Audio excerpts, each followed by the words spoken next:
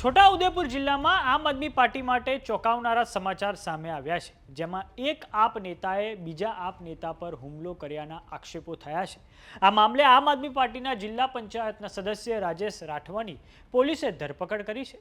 આપના છોટાઉદેપુરના તાલુકા પ્રમુખ શ્રીકુંજ રાઠવાએ પોતાની જ પાર્ટીના જિલ્લા પંચાયતના સભ્ય સામે પોલીસ ફરિયાદ નોંધાવી હતી અને ફરિયાદમાં તાલુકા પ્રમુખ શ્રીકુંજ રાઠવાએ આક્ષેપ કર્યા હતા કે તેઓ જ્યારે કારમાં બેસીને જઈ રહ્યા હતા ત્યારે તેમની પર જીવલેણ હુમલો કરવામાં આવ્યો હતો।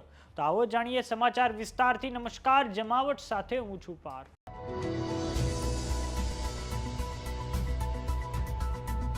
છોટાઉદેપુર જિલ્લામાં આમ આદમી પાર્ટીના જિલ્લા પંચાયતના સદસ્ય રાજેશ રાઠવાની પોલીસ દ્વારા ધરપકડ કરવામાં આવતા ચકચાર મચી ગઈ છે।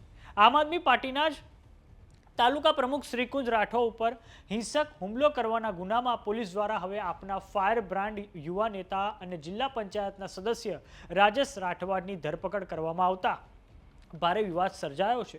છોટાઉદેપુર તાલુકા પ્રમુખની ફરિયાદના આધારે પોલીસે રાજેશ રાઠવાને ઝડપી પાડીને રિમાન્ડ માટે તેમને કોર્ટમાં હાજર કર્યા હતા, જ્યાં પોલીસે આરોપી રાજેશ રાઠવાના 3 દિવસના રિમાન્ડની માંગણી કરી હતી। જોકે કોર્ટે રાજેશ રાઠવાના આવતીકાલ એટલે કે સોમવારે 1 વાગ્યા સુધીના રિમાન્ડ જ મંજૂર કર્યા છે।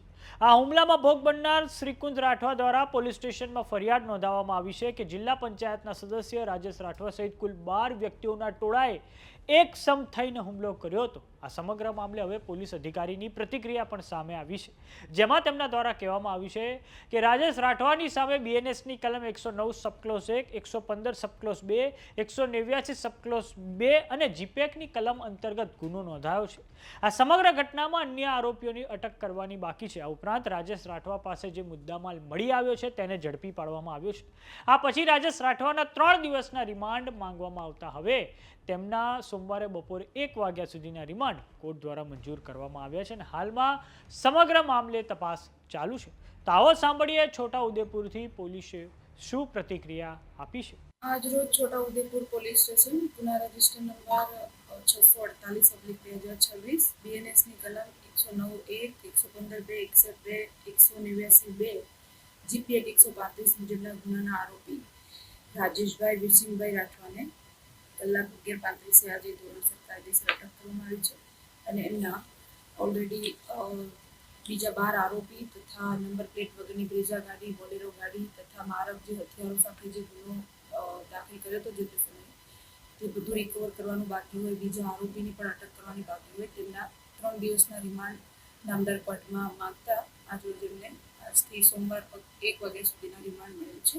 હાલ તપાસ ચાલુ છે। જે તે સમયે ફરિયાદ દાખલ થઈ હતી 307 જેટલી ફરિયાદ દાખલ થયેલી છે। એમાં રાજેશ રાઠવા, અનિલ અને બીજા 12 જેનું નામ ઠામ હાલે નથી ફરિયાદમાં અને એમાં બ્રેઝા અને બોલેરો ગાડી સાથે બીજા 12 જણા આવેલા હતા, તેના વિરુદ્ધ છે। હાલ રાજેશ રાઠવાની અટક કરેલ છે। તો સમાચારોમાં અત્યારે બસ આટલું। જોતા રહો જમાવટ।